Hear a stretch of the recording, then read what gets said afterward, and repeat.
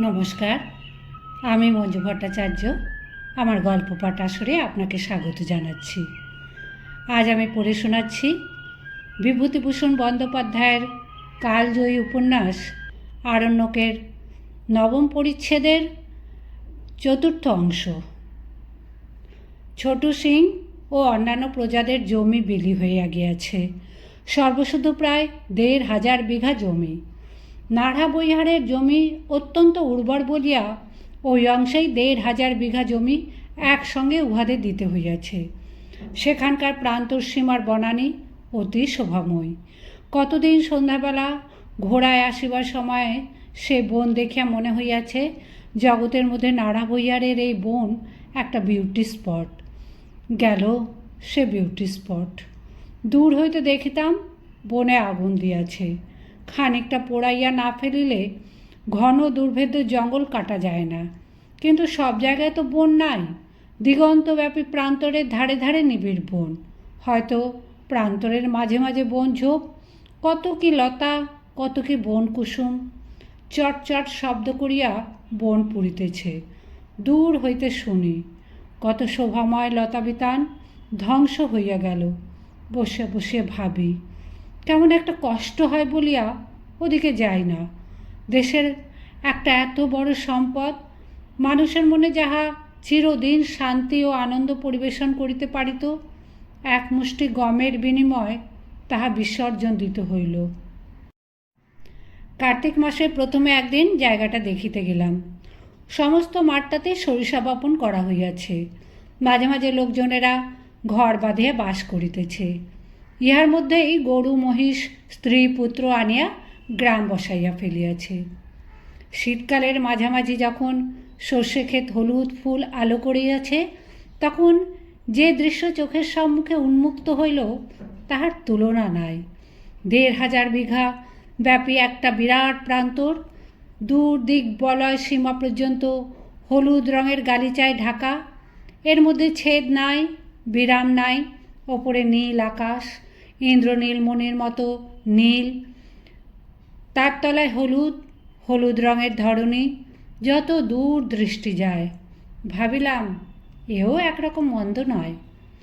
একদিন নূতন গ্রামগুলি পরিদর্শন করিতে গেলাম। ছোট সিংবাদে সকলেই গরিব প্রজা। তাহাদের জন্য একটা নৈশ স্কুল করিয়া দিব ভাবিলাম। অনেক ছোট ছোট ছেলে মেয়েকে সর্ষে ক্ষেতের ধারে ধারে ছুটাছুটি করিয়া খেলা করিতে দেখিয়া আমার নৈশ স্কুলের কথা আগেই মনে পড়িল। কিন্তু শীঘ্রই নূতন প্রজারা ভয়ানক গোলমাল বাধাইল। দেখিলাম ইহারা মোটেই শান্তিপ্রিয় নয়। একদিন কাছারিতে বসিয়াছি, খবর আসিল নাড়া বৈহারের প্রজারা নিজেদের মধ্যে ভয়ানক দাঙ্গা শুরু করিয়াছে। জমির আল নির্দিষ্ট কিছু না থাকাতেই এই গোলমাল বাঁধিয়াছে। যাহার ৫ বিঘা জমি, সে ১০ বিঘা জমির ফসল দখল করিতে বসিয়াছে। আরও শুনিলাম সর্ষে পাকিবার কিছুদিন আগে ছোটু সিং নিজের দেশ হইতে বহু রাজপুত লাঠিয়াল ও সরকিওয়ালা গোপনে আনিয়া রাখিয়াছিল। তাহার আসল উদ্দেশ্য এখন বোঝা যাইতেছে। নিজে ৩-৪০০ বিঘা আবাদি জমির ফসল বাদে সে লাঠির জোরে সমস্ত নাড়া বৈহারে ১,৫০০ বিঘা বা যতটা পারে জমির ফসল দখল করিতে চায়। কাছারির আমলারা বলিল, এদেশের এই নিয়ম হুজুর, লাঠি যার ফসল তার।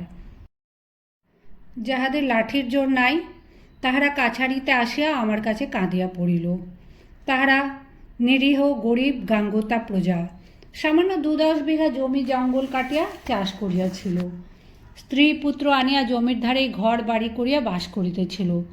এখন সারা বছরের পরিশ্রমের ও আশার সামগ্রী প্রবলের অত্যাচারে যাইতে বসিয়াছে।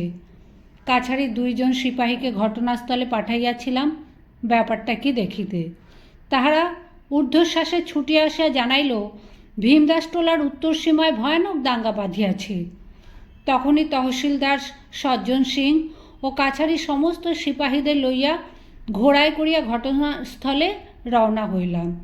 দূর হইতেই একটা হৈ হৈ গোলমাল কানে আসিল। নাড়া বৈহারের মাঝখান দিয়া একটি ক্ষুদ্র পার্বত্য নদী বহিয়া গিয়াছে। গোলমালটা যেন সেই দিকেই বেশি। নদীর ধারে গিয়া দেখি নদীর ২ পাড়েই লোক জড়ো হইয়াছে। প্রায় 60-70 জন এপারে ওপারে, 30-40 জন ছোটু সিংয়ের রাজপুত লাঠিয়াল। ওপারের লোক এপারে আসিতে চায়, এপারে লোকেরা বাধা দিতে দাঁড়াইয়াছে। ইতিমধ্যেই 2 লোক জখমও হইয়াছে। তাহারা এপারের দলের, জখম হইয়া নদীর জলে পড়িয়াছিল।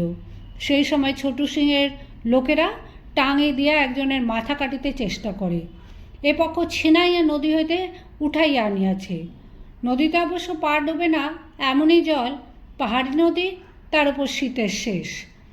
কাছারির লোকজন দেখিয়া উভয় পক্ষ দাঙ্গা থামাইয়া আমার কাছে আসিল। প্রত্যেক পক্ষ নিজেদের যুধিষ্ঠির এবং অপর পক্ষকে দুর্যোধন বলিয়া অভিহিত করিতে লাগিল। সে হৈ হৈ কলরবের মধ্যে ন্যায় অন্যায় নির্ধারণ করা সম্ভব নয়। উভয় পক্ষকে কাছারিতে আসিতে বলিলাম। আহত লোক দুটির সামান্য লাঠির চোট লাগিয়াছিল, এমন গুরুতর জখম কিছু নয়। তাহাদেরও কাছারিতে লইয়া আসিলাম। ছোটু সিংয়ের লোকেরা বলিল, দুপুরের পরে তাহারা কাছারিতে আসিয়া দেখা করিবে। ভাবিলাম সব মিটিয়া গেল, কিন্তু তখনও আমি এদেশের লোক চিনি নাই। দুপুরের অল্প পরে আবার খবর আসিল নাড়াবৈহারে ঘোর দাঙ্গা বাঁধিয়াছে। আমি পুনরায় লোকজন লইয়া ছুটিলাম। একজন ঘোষওয়ার 15 মাইল দূরবর্তী নওগাছিয়া থানায় রওনা করিয়া দিলাম। গিয়া দেখি ঠিক ওবেলার মতোই ব্যাপার। ছোটু সিং এবেলা আরও অনেক লোক জড়ো করিয়া আনিয়াছে। শুনিলাম রাসবিহারী সিং রাজপুত ও নন্দলাল ওঝা গোলাওয়ালা ছোটু সিংকে সাহায্য করিতেছে। ছোটু সিং ঘটনাস্থলে ছিল না। তার ভাই গজাধর সিং ঘোড়ায় চাপিয়া কিছু দূরে দাঁড়াইয়াছিল। আমায় আসিতে দেখিয়া সরিয়া পড়িল। এবার দেখিলাম রাজপুত দলের 2 জনের হাতে বন্দুক রহিয়াছে। ওপার হইতে রাজপুতেরা হাঁকিয়া বলিল, হুজুর সরে যান আপনি, আমরা একবার এই বাঁদির বাচ্চা গাঙ্গোতাদের দেখে নিই। আমার দলবল গিয়া আমার হুকুমে উভয় দলের মাঝখানে দাঁড়াইল। আমি তাহাদিগকে জানাইলাম নওগাছিয়া থানায় খবর গিয়াছে, এতক্ষণ পুলিশ অর্ধেক রাস্তা আসিয়া পড়িল। ওসব বন্দুক কার নামে? বন্দুকের আওয়াজ করিলে তার জেল অনিবার্য, আইন ভয়ানক করা। বন্দুকধারী লোক 2 জন একটু পিছাইয়া পড়িল। আমি এপারের গাঙ্গোতা প্রজাদের ডাকিয়া বলিলাম, তাহাদের দাঙ্গা করিবার কোনো দরকার নাই, তাহারা যে যার জায়গায় চলিয়া যাক, আমি এখানে আছি। আমার সমস্ত আমলা ও সিপাহীরা আছে, ফসল লুট হয় আমি দায়ী। গাঙ্গোতা দলের সর্দার আমার কথার উপর নির্ভর করিয়া নিজের লোকজন হটাইয়া কিছু দূরে একটা বকাইন গাছের তলায় দাঁড়াইল। আমি বললাম, ওখানেও না, একেবারে সোজা বাড়ি গিয়ে ওঠো, পুলিশ আসছে। রাজপুতেরা অত সহজে দমিবার পাত্রই নয়। তাহারা ওপারে দাঁড়াইয়া নিজেদের মধ্যে কি পরামর্শ করিতে লাগিল। তহসিলদারকে জিজ্ঞাসা করলাম, কি ব্যাপার সজ্জন সিং, আমাদের ওপর চড়াও হবে নাকি? তহসিলদার বলিল, হুজুর, ওই যে নন্দলাল ওঝা গোলাওয়ালা জুটেছে, ওকেই ভয় হয়। ও বদমাসটা আস্তর ডাকাত। তাহলে তৈরি হয়ে থাকো, নদী পার কাউকে হতে দেবে না, ঘণ্টা 2 সামনে রাখো, তারপরেই পুলিশ এসে পড়বে। রাজপুতেরা পরামর্শ করিয়া কি ঠিক করিল জানি না। একদল আগাইয়া আসিয়া বলিল, হুজুর, আমরা ওপারে যাব। বলিলাম, কেন? আমাদের কি ওপারে জমি নেই? পুলিশের সামনে সে কথা বলো। পুলিশ তো এসে পড়ল, আমি তোমাদের এপারে আসতে দিতে পারি না। কাছারিতে 1 রাশ টাকা সেলামি দিয়ে জমি বন্দোবস্ত নিয়েছি কি ফসল লোকসান করাবার জন্য? যে আপনার অন্যায় জুলুম। সে কথাও পুলিশের সামনে বলো। আমাদের ওপারে যেতে দেবেন না? না, পুলিশ আসবার আগে নয়, আমার মহলে আমি দাঙ্গা হতে দেব না। ইতিমধ্যেই কাছারির আরও লোকজন আসিয়া পড়িল। ইহারা আসিয়া রব উঠাইয়া দিল, পুলিশ আসিতেছে। ছোটু সিংয়ের দল ক্রমশ 2-1 জন করিয়া সরিয়া পড়িতে লাগিল। তখনকার মতো দাঙ্গা বন্ধ হইল বটে, কিন্তু মারপিট, পুলিশ হাঙ্গামা, খুন জখমের সেই যে সূত্রপাত হইল, দিন দিন তাহা বাড়িয়া চলিতে লাগিল, বই কমিল না।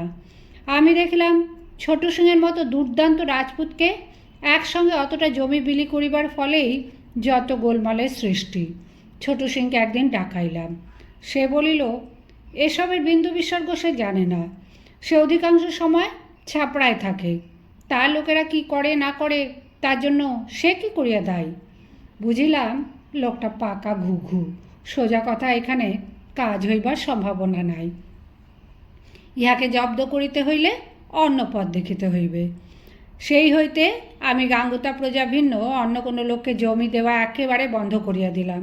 কিন্তু যে ভুল আগেই হইয়া গিয়াছে তাহার কোনো প্রতিকার আর হইল না। নাড়া বইয়ারে শান্তি চিরদিনের জন্য ঘুচিয়া গেল।